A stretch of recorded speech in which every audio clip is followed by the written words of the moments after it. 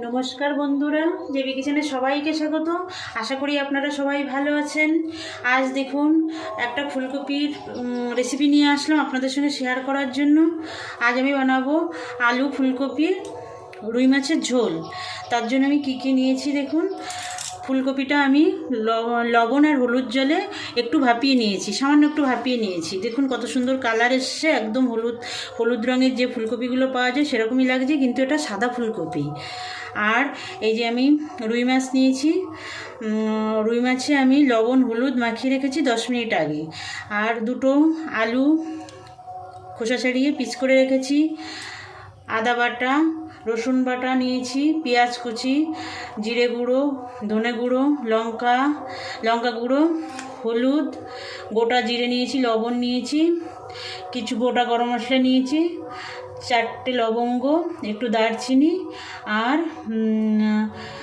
এলাচ নিয়েছি 5টা, আর ধনেপাতা কুচি নিয়েছি, 4টে কাঁচা লঙ্কা নিয়েছি, একটা তেজপাতা, আর সর্ষের তেল নিয়েছি। আমি রান্নাটা সর্ষের তেলে করব। তাহলে দেখুন আমি কীভাবে রান্নাটা করি। গ্যাসে কড়াইটা বসিয়ে দিয়েছি। আমি প্রথমে মাছটা ভেজে নেব বন্ধুরা। তার জন্য আমি সর্ষের তেল দিয়ে দেব। আপনারা সবাই রান্নাটা খুব ভালো করেন, কিন্তু আমি কিভাবে করি সেটাই আপনাদের সঙ্গে শেয়ার করব। আমার ভিডিওটা না টেনে শেষ পর্যন্ত দেখবেন, আর আমি যেভাবে রান্নাটা করছি সেভাবে একবার রান্নাটা করবেন। আশা করি আপনাদের খুব ভালো লাগবে। তেল গরম হয়ে গেছে, একটু লবণ দেব। লবণ দিলে তেল কম মানে ফোটে, মাছটা ফোটে কম, তেল কম ছিটকায়, তার জন্য একটু লবণ দিয়ে দিলাম। এবার আমি মাছটা ছেড়ে দেব।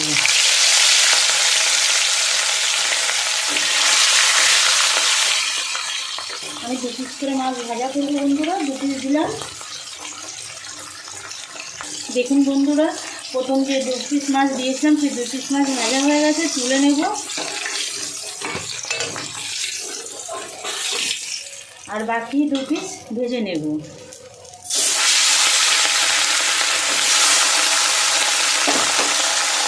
দেখুন বন্ধুরা, এই মাছ দুটো ভাজা হয়ে গেছে, তুলে নেব। আর এরকম বড় সাইজের রুই হোক কাতলা হোক, যদি হাই ফ্লেমে ভাজা হয় সেক্ষেত্রে উপরটা শক্ত হয় কিন্তু ভিতরটা কিন্তু নরম থাকে। তার জন্য আপনারা চেষ্টা করবেন একটু হাই ফ্লেমে দিয়ে ভাজার। এবার এই তেলেই আমি ফুলকপিটা ভেজে নেব লাল লাল করে, একদম লাল লাল করে ভাজবো বন্ধুরা। ফুলকপি লাল লাল করে ভাজলে কিন্তু স্বাদ অনেক গুণ বেড়ে যায়, গন্ধটাও অনেকটা কমে যায়। আর এটাই যে হলুদ লবণ জলে ভিজিয়ে রেখেছিলাম, মানে গরম জলে হালকা ভাপিয়ে নিয়েছি। এটাতে আপনার দুটো সুবিধা আছে। এক, ফুলকপিতে তো গ্যাস হওয়ার সম্ভাবনা থাকে, সেটা অনেক গুণ কমে যায়। আর একটা হচ্ছে যদি ফুলকপির মধ্যে কোনো পোকা থাকে সেটাও বেরিয়ে আসে গরম জলে পড়লে। তার জন্য হালকা ভাপিয়ে নিলে ভালো হয়। ফুলকপিটা ভালো করে লাল লাল করে ভেজে নেব। দেখুন বন্ধুরা, ফুলকপিগুলো সুন্দর লাল লাল করে ভাজা হয়ে গেছে। এবার আমি ফুলকপিটা তুলে নেব।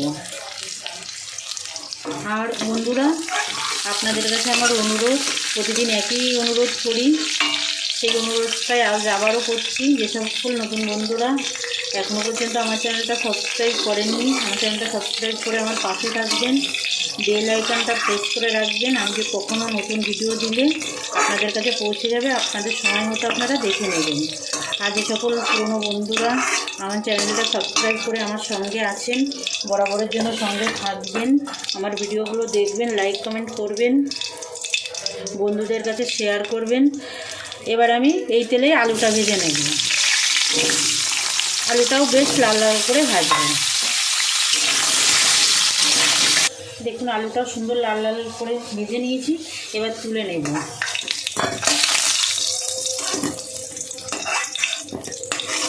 এই ভাজা তেলের মধ্যেই আমি আরেকটু ফ্রেশ তেল দিয়ে দেব।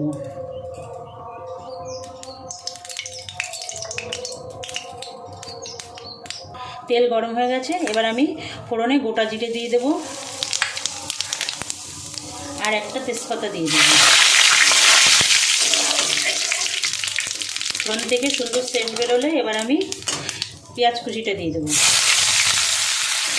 রেসিপিটা একটু হালকা সোনালি কালার পর্যন্ত ভেজে নেব। দেখুন পেঁয়াজের সুন্দর সোনালি কালার এসে গেছে। 1 চামচ রসুন বাটা দিয়ে দেবো, 1 চামচ আদা বাটা দিয়ে দেবো। দিয়ে এবার এটাকে ভালো করে কষাবো যতক্ষণ না কাঁচা গন্ধ চলে যায়। পেঁয়াজ রসুন আদা সুন্দর কষানো হয়ে গেছে। এবার আমি জিরে গুঁড়ো দিয়ে দেবো, 1 চামচ জিরে গুঁড়ো দেবো, ছোটো চামচের 1 চামচ। আর ধনে গুঁড়ো দিয়ে দেবো 1 চামচের একটু কম। দিয়ে এটাকে স্টেপ 2-3টে নাড়া দেবো। দিয়ে এবার একটু জল দেব, নাহলে মশলাটা পুড়ে যাবে, সেই জন্য একটু জল দিয়ে কষাবো মশলাটা। জল দেওয়ার পরে আমি দেবো লঙ্কা গুঁড়োটা।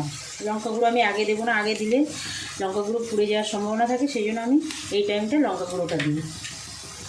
আপনারাও দেবেন, কালারও ভালো আসে আর লঙ্কাটা পুড়ে যায় না। আর একটু হলুদ দিয়ে দেবো।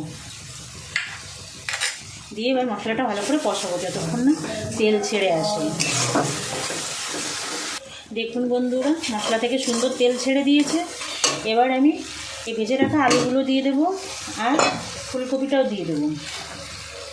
দিয়ে মশলার সঙ্গে ভালো করে একটু কষাবো, 5 মিনিট কষাবো মশলার সঙ্গে। যে কোনো রান্না মশলা দিয়ে যদি একটু কষানো হয়, সেই রেসিপি বা রান্নাটা খুব টেস্টি হয় বন্ধুরা। তার জন্য আপনারাও ভালো করে কষাবেন, কষিয়ে রান্না করবেন, দেখবেন খুব স্বাদ আসে। এবার কষিয়ে নেব 5 মিনিট। দেখুন বন্ধুরা, আলু ফুলকপি দিয়ে সুন্দর করে কষিয়ে নিয়েছি। এবার আমি গরম জল দেব। আমি তো সবসময় বলি রান্নাতে গরম জল ব্যবহার করার জন্য। গরম জল ব্যবহার করলেও রান্নাতে অনেকটা স্বাদ বাড়ে। আর একটু জল দেব।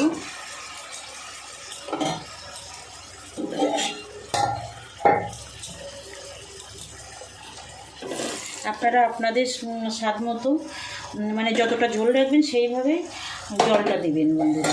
কম রাখলে কম করে দেবেন, আর বেশি যদি রাখতে চান তাহলে একটু বেশি দেবেন।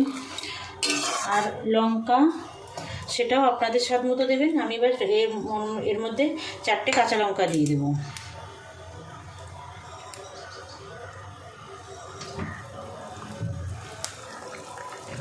গোটা ছাড়িয়ে দিলাম। দিয়ে দেবো স্বাদ মতো লবণ।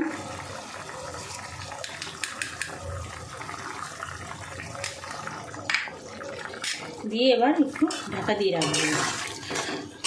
আলু ফুলকপিটা যাতে একদম সুন্দর সেদ্ধ হয়ে যায়।